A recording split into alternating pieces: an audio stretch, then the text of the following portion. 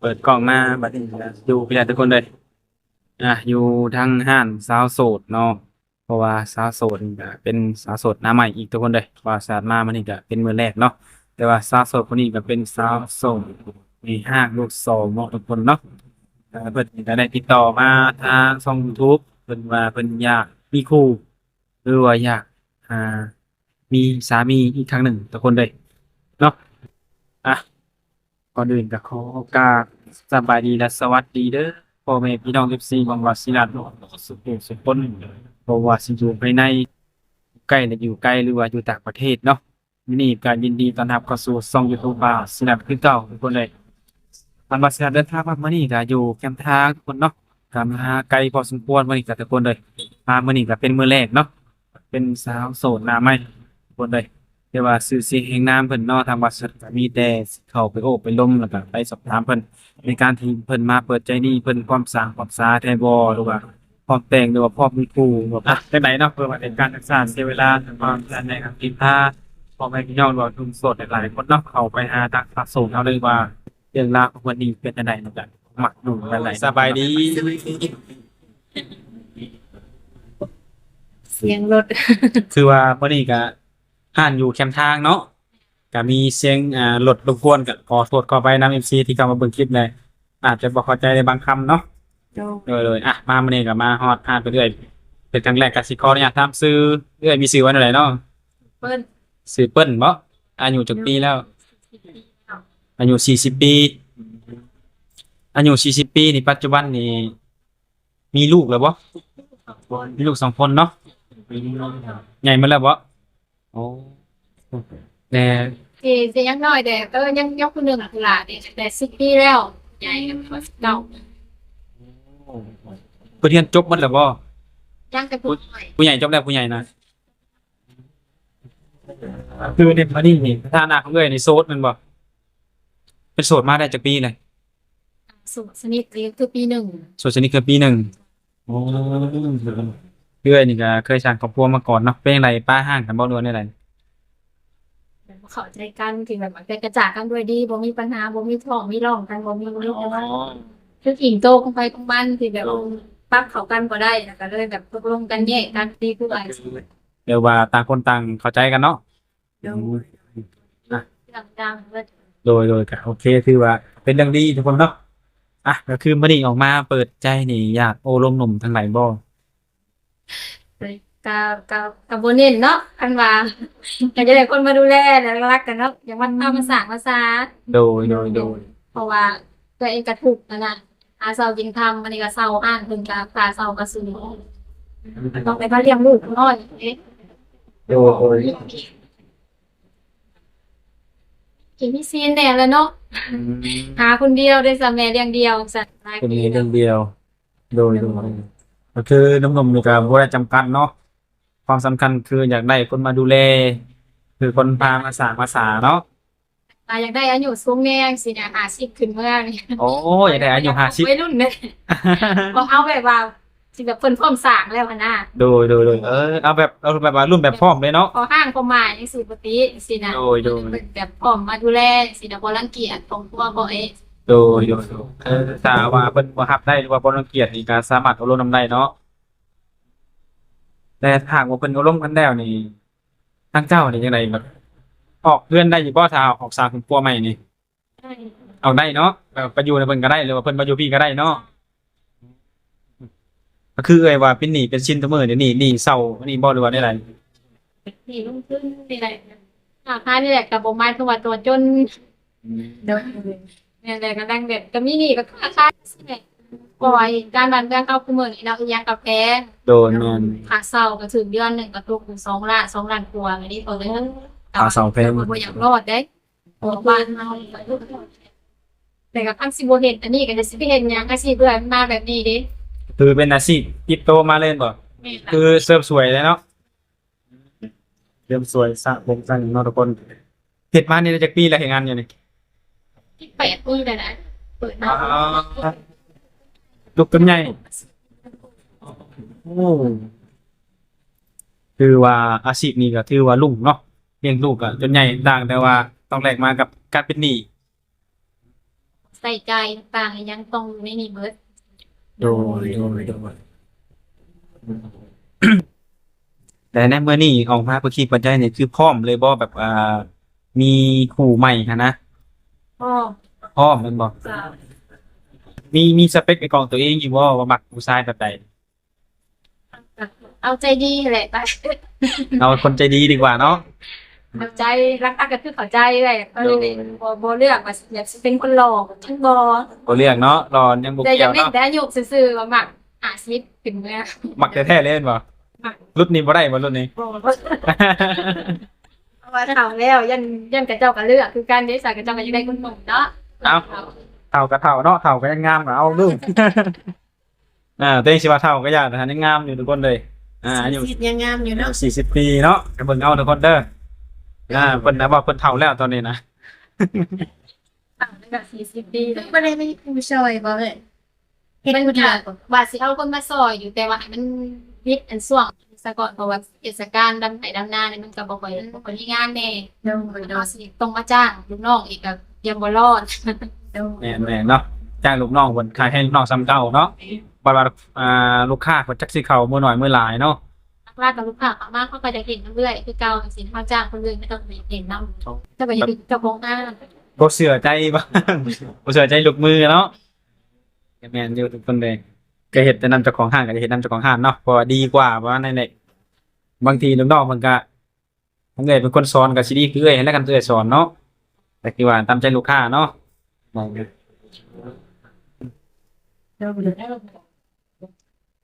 เฮ็ดเกี่ยวกับเสริมสวยนี่มีหยังแหน่เอ้ยอยู่ในห้างนี่ ก็สิมีตันเล็บเนาะนะคะ โดย สปาผมนวดหน้าซีผมต่างๆอะไรโรคตา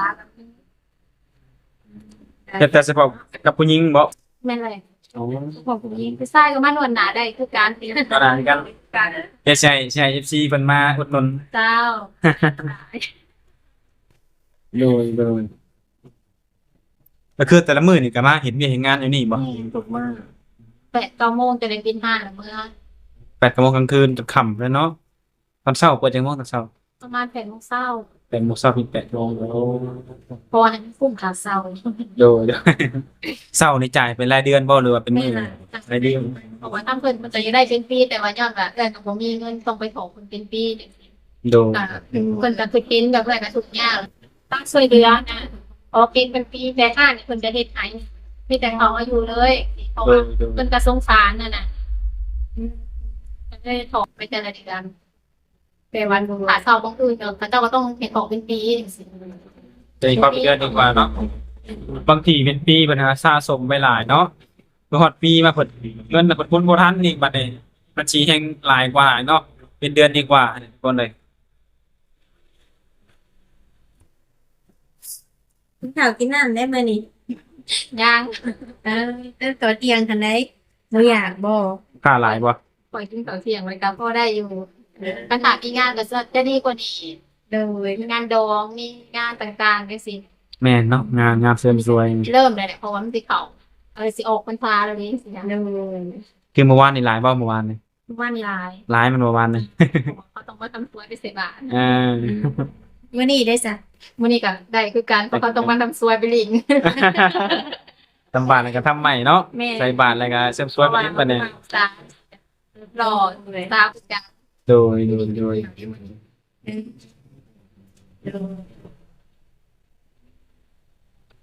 นี่ว่าเลยคนคุยเพิ่นบัดนี้เนาะถ้าหากว่าได้คุยกับหนุ่มคนใดคนหนึ่งในสิใช้ระยะเวลาโดนปานใดจังสิคือว่าขึ้นสถานะหรือว่าคบหากับเพิ่นนี่นะ จ้าผมเคยผ่านมากคือเนี่ยแล้วเราเคยสร้างครอบครัวอะไรเนาะสิมีอดีตได้จังหน่อยก็สิใส่เวลาก็สิ สิว่าจังไดเนาะ เอาที่ฉันน่ะจากสรุปให้ก็คือ แล้วแต่จะคุยกันเนาะ ของกันว่าสุด นั่นแหละ เรื่อยๆตัวนี้ไว้เป็นแบบว่าระยะทางร่วมกันซะ โดย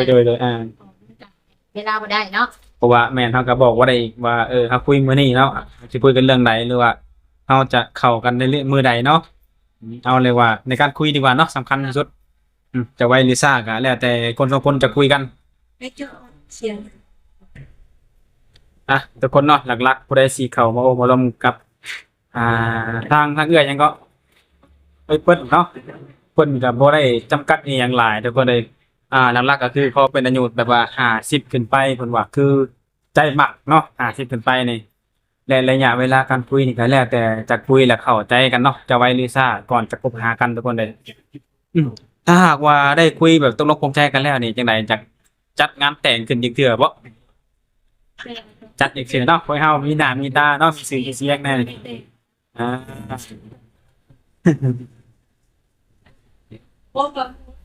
เคยไปเฮ็ดงานอยู่ฝั่งไทยอยู่บ่ บ่เคยเฮ็ดแต่อยู่นี่แม่นบ่แต่ว่าไปเที่ยวเคยไปอยู่บ่ เที่ยวเพิ่งไปเพ ก็ ราะ ไป ว่า เที่ยวเลย เนี่ยเพราะว่าเอาลงตลาดที่ว่าเอามีเงินเก็บเอาต้องไปเที่ยวจริงๆต้องขนาดที่ว่าผู้สิเขามาล่มเนี่ยก็ยังบางเทื่อก็สิมีเวลาเพียงพอต้องไปล่มเทคแคร์เพิ่นหลายสิอะไรกันเพิ่นเข้าใจแน่ว่าในจุดนี้เอาเสริมสวยจังซี่ได้เงินแน่ว่าก็สิแต่เนาะเพิ่นว่าโอ้ยโทรลมก็สิบ่เห็นลมปานใดบ่มีเวลาลมปานใดจังซี่ เอาไปเฮ็ดงานเนาะเอาแม่นอยู่ครับแล้วแต่ลูกค้าว่าซั่นซะเนาะลูกค้ามาเฮาก็ต้องได้เอาลูกค้าก่อนเพราะว่าลูกค้านี่คือเงินเฮาว่าซะเนาะนั่นแหละก็อยากให้เพิ่นเข้าใจเนาะสำหรับหนุ่มๆผู้ใดที่เข้ามาจีบหั้นนะคนเฮาก็มีงานก็คือเฮ็ดงานว่างก็คือล้มได้เนาะสำๆเนาะอืมแต่ถ้าหากว่ามีเนาะให้คนหนึ่งอยากชวนเอื้อยนี่ไปเที่ยวแถวมุกดาหารนี่ไปบ่ ก็ต้องลงกันก่อนเด้อตัวนี้เด้อ ให้ให้แบบว่าเชื่อใจไว้ใจกันก่อนบ่ ปุ๊บสิไปโลดกับซื้อสิยากเลย โดย เดี๋ยวใช้เวลาเนี่ย โดย ลงไปก่อนอันนี้แปลใจก่อน ให้แบบครับคุยแล้วเฮามีความรู้สึกว่าเชื่อใจได้ไว้ใจได้เนาะแบบว่าเพิ่นนี่หวังดีกับเฮาเนาะ เดี๋ยว จังสิแบบว่าไปเที่ยวนำเพิ่นได้แล้วในกรณีแบบว่าเพิ่นสิมาหาอยู่นี่ได้ซะได้บ่ อ่ากสิแบบมันอยู่ดีมันบ่เป็นส่วนตัวเนี่ยก็ขออยากสะดวกอันใด เปิดสะดวกปานใดเนาะ ต้องได้บอกก่อนต้องได้ อ่า ลงกันก่อนจังซี่จังไง จังว่าคุยกันแล้วจังว่านัดเจอกันว่าซั่นเนาะเข้าใจทุกคนเลยผู้บางคนก็เห็นในคลิปก็บ่อยากเชื่ออยากเห็นตัวจริงอีกเพิ่นว่า ก็คือว่าเลือกนาเนาะอยากเห็นก็มาได้แต่ก็ขอให้นัดลวงหน้าเนาะหรือว่าเลือกสถานที่แบบแบบคุยแบบสะดวกกว่านี้เนาะแบบนั้นซะ เสริมสวยมันสิมีลูกค้าเขาออกยิงกับ ดูเขาออกแน่ก็แคมทางแน่เสียงรถก็มัน เสียงรถก็หลายใกล้ว่าบ่อนไผ่บ่อนเพื่อนจากห้านนี่นะไปอยู่บ่ไปมาจังไดบัดนี้ ตลาดใหม่ ขี่รถจักรมาบ่ล้วนได้หรอก สาวมาหาสาวมาส่ง จะมีลูกสาวนี่เป็นผู้กกบ่ลูกผู้น้อยผู้กกเลยเพิ่นบ่ได้ไปเรียนต่อไทยบ่ ไปเพราะว่าเพิ่นก็หากันซอยแม่เวียก ไปเฮ็ดงานบ่ทุกมื้อนี่ เป็นกรรมกรอยู่หันนันยวนท้ายเครื่องประสาน อ๋อเป็นนักงาน ซอยแม่นี่แหละ โดย แต่ผู้น้อยได้ผู้น้อยเพิ่นเข้าเรียนเอาใส่แล้วเรียนเอาใส่เลย ประสาน ปสาม กำลังที่เขาเฮียนเลยเนี่ยเมื่อคืนเองเขาเฮียนเลย ได้ครบแล้วอุปกรณ์การเรียนเพิ่น ค่ะยังบ่ได้ก็ได้ใส่สุดเก่าก็ได้แนมไปบ่มีเนาะตัวนี้นุ่งได้นุ่งตัวเก่าก็ได้ซักได้ตัวเก่าก่อนอย่างที่เดี๋ยว ไม่หาเงินบ่ทันเนาะนี่ก็ได้รู้จักการอาหารนี่อยู่สิขึ้นเงินอันใดลูกใส่ได้ก็ให้ใส่ไว้ก่อนเนาะได้เงินก็ค่อยซื้อให้ทีหลังเนาะเพิ่นไปโรงเรียนอะไรลูกเพิ่นไปโรงเรียนน่ะ ค่ะต้องได้ไปส่งเพื่อนตอนเช้าไปส่งเพื่อนไปส่งลูก อ๋อส่งต่อกันเลย เลยต้องไปส่งน้องส่งแม่แล้วก็ไปเรียกเลยน้องสาวเอารถไปเลยส่งมีรถคันเดียวกันยากกันคือจังซี่ ตัวรถคันเดียวสลด2คันยังว่าใครกว่าเนาะนั่นนะดู ยัดสันกันใส่ยากเลยค่ะตอนดึงกันไปกันมาเลยกันดีอันตอนใหม่เลย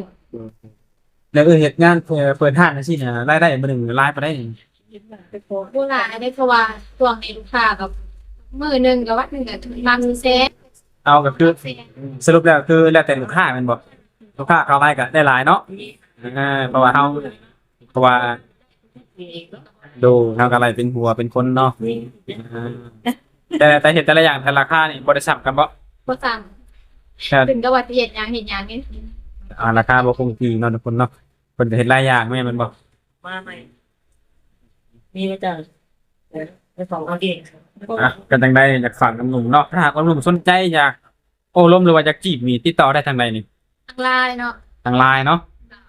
ทางไลน์ก็คือแบบโอเคทุกคนเลยเพราะว่าโซนไลน์หนุ่มๆเขาก็มีแต่อยากได้ไลน์คนนะเฟซนี่เพิ่นก็บ่อยากอยากได้บ่ได้ปัญหายากคนว่า คนหาสื่อมาจักไผเป็นไผเนาะบ่คือไลน์เฮ้ยไลน์สบายทุกคนกับฝากหนุ่มๆเนาะมักหักสนใจจริงใจอีหลีหรือว่าคนที่จริงใจแต่ก็ยังบ่มั่นใจก็มาร่วมกันก่อนเนาะมาร่วมกันก่อนถ้าพักรู้จักกันเพื่อแบบว่าเลือดเฮามันถือกันก็มีคุยไปคุยกันมาแบบมีอารมณ์มีความสุขแบบพบหากันก็ได้เด้อเนาะเออ โดย โอเคเป็นกำลังใจให้ทางไอ้เพิ่นก็ให้เพิ่นพบพ่อนึกคุยเอาไว้เนาะแต่สำหรับคลิปนี้ทางทีมงานก็สิได้ขอจบไว้ก่อนไว้พบพอกันในมื้อหน้าเพื่อเพิ่นมีข่าวดีแจ้งให้ FC หรือว่าแจ้งทาง YouTube เฮาว่าเพิ่นนี่มีคนของใจแล้วเฮาก็สิรุ่นกับเพิ่นอีกทุกคนเลยจังได๋ก็สิได้ขอตัวกลับก่อนเด้อวันนี้เด้อโดยสบายดี